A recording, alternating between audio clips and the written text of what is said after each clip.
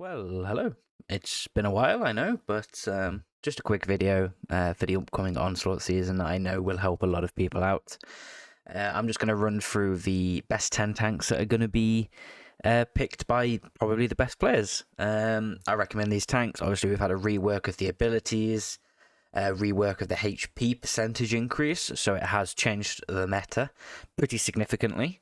But some of these tanks will be familiar from past seasons. So, firstly, one of the most known tanks probably for Onslaught, especially if you guys are like to meme around a little bit, especially if you platoon in duos. The AMX 50 Foshby is going to be great. Still not going to have changed. It's got its second wind ability, increases its engine power, and then you have a heal based on the HP you lose during that ability being activated. So, pretty useful.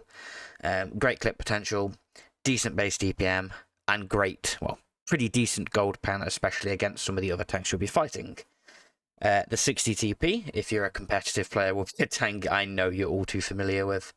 It has the Breakthrough Heavy ability, which basically is a solo inspire, increases your crew efficiency based on a strange metric of the amount of different types of vehicles you have with a different role. So, slightly confusing, but effectively it's a solo inspire, which will increase your crew efficiency. High HP, decent armor. It's not incredible. Good players will know your weak spots and they will pen it reliably. But in a brawl situation, you can gun block relatively reliably, and it will work. And it has a decent-ish base DPM, but it is slow. Bear that in mind. The Mouse, once again, pretty iconic tank for Onslaught. It is just known for its highest HP pool, really. It will have the highest HP pool still, despite the percentage decrease compared to previous seasons in the HP pool. It has the field repair ability, a group heal towards you and allies in your radius, which is good. Really useful for city-based maps where you're close together fighting as a team. When angled properly, its turret is pretty much unpennable apart from a very few spots, so great against city-based maps where you are very close to your opponents. It's slow, but it's a great HP sponge. Once again, high HP, decent base DPM. The RH8 Panzerwagen. So this is the light tank that everyone picks, basically, in Onslaught, because of its simple as overpowered recon flight ability. This has been changed from previous seasons, so as I understand, it will not be active immediately upon the game starting after the countdown. I believe there's now going to be a 2-second gap, which will allow your opponent team, to fan out instead of just all getting spotted immediately by taking one of these on your team. So it is going to be nerfed, but it is still going to have the recon flight ability, so do bear that in mind. And also, there's been a slight change to, if you are spotted by the recon flight, it will tell you that's what you've been spotted by. So it has been nerfed this season, but a good RH8 Panzerwagen player will still be able to do very well in this tank, and it will, I feel, still be used. Maybe not on every map anymore. So, for example, it used to be used on Ensk and other smaller maps, but it will definitely still be used on more open maps. Westfield, for example, will probably be a good example. It's got good HE pen, basically, as well, so it can brawl against mediums, especially if it can flank, get sides. HE pen is great for that. And once again, it's the vision. It gives you the upper hand. If your team has a RH8 Panzerwagen, the enemy team doesn't, you are at a significant advantage just because you get the vision, you can get the critical points, you can get the vision flight, the vision zone, and the strikes a little bit easier. It's just a very good tank still, but it is nerfed. Do bear that in mind. BZ75, exactly the same heal ability as the Mouse, group heal. We like that. That's a good ability. This tank is going to be, still useful, but, it isn't for everyone. Its gun is very troll. It has a decent HP pool, but its armor is pretty poor in brawl situations. The only thing it really has is rocket boosters to take early game positions, make crosses to make angles of fire. That's basically what this tank's going to be used for.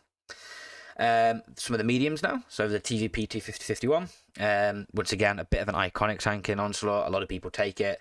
Sometimes used better by some players than others, but it has its sleight of hand ability, which reduces the intricate reload. but can only be used when clipping out. So basically just means you can put your 4 shots out a lot quicker than, you could previously without the ability. Decent clip potential. Yeah, this is going to be more used to be able to punish crosses early game. So, yeah, going to be not useful on every map, but it is, once again, useful on the very specific maps to punish, for example, over-aggressive light tanks or people making aggressive crosses or taking aggressive positions. It can punish that cross, especially with its ability once it's charged. But low HP pool, so not useful on every map because it just doesn't have the HP to be able to trade. The CS63 is probably one of the most useful mediums due to its turbo ability. It's just super quick. It'll get into positions faster than most medium tanks, pretty much as fast as the RHM can take zones, so it's useful for taking the zones. It has decent DPM in a brawl, slightly troll armor in a brawl.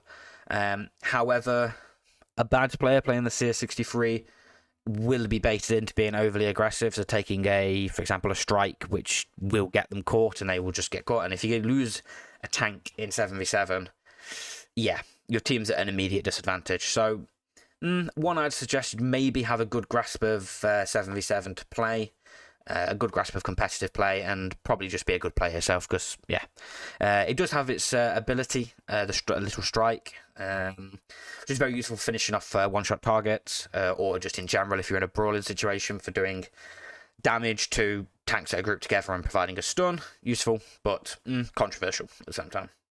So, 2 mediums that I've got to basically group together, the E50M and the 430U. They both have the same ability called Fury. Basically reduces the gun reload time significantly and resets the ability every single time you cause damage within 150 meters of your tank, which is an incredibly strong ability in a brawling situation. It basically means that it has ridiculous DPM when you're in a brawl, because if you're in a brawl, you should be within 150 meters of your opponents. Has decent armor, both of them do. So they can brawl with heavies semi-reliably, and that DPM does allow them to trade significantly better than heavies, for example, like the 60 TP, Mouse, E100, i7s, those kind of tanks. And they do have the speed to beat most heavies to early game positions, probably losing out in speed to tanks like the i7, the 277, fast Russian mediums, fast Russian heavies, for example. And they both have heat, which is very useful against tanks in Onslaught that are commonly picked, such as the E3, the Mouse, E100. So, the final tank, which is a little bit of a controversial one, not many people will pick it, but it is, I feel, very strong due to its ability, is the T123. It has its straight ahead ability, which increases its engine power, which increases its speed into position. And every shell that hits the tank reduces its reload time. It has very good armor, the E3 does, especially frontally, so every shell that hits and doesn't pen reduces your reload time, which means in a brawling situation, if they bounce you, and even if they hit you, your reload time gets reduced. So, very, very good for brawling situations, but very, very map-specific. Do not take this on open maps, because you'll just get flanked. Do you want to take this on a corridor-style map, or a map where you're going to be basically fighting as close to your opponents as possible? So Ensk is probably the only map, but this tank is very good for it. It has great APCR penetration, so against Mousers, which are going to be the main things you're going to fight on close maps like Ensk, 60 TPs and Mousers, great penetration for that. However, it is slow, but if you can get it into a position, it will hold, and once again, the ability, if you get shot, bounce, even if you get hit and penned, it will reduce your reload, which is great. Yeah. Basically, that's it. I just wanted to get this out just before Onslaught season starts, so the newer players to Onslaught have a better idea what's going on, and you veterans who don't read the news, I know there's a few of you out there, can get a bit of an update on what's going to probably be meta. Obviously, there are other tanks like the E5, for example, the 277, the i7, which will all work, but these, in my opinion, are going to be the best tanks to pick. So, yeah, I hope you enjoyed, and I don't know, I'll see you again at some point.